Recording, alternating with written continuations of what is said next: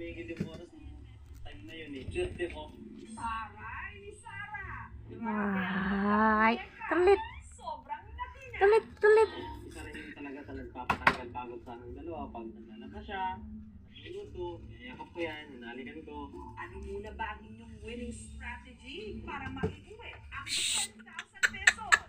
Yung mga kapanood namin, parang nagmumukbang. Ikot ka na namang ikot dyan. Sa kanya, simplahan lang natin. Ay, smooth mo lang. Huwag ka masyadong wild. Huwag ka masyadong wild. Pero bago Ay! matapos ang kanilang halikan, Ikaw.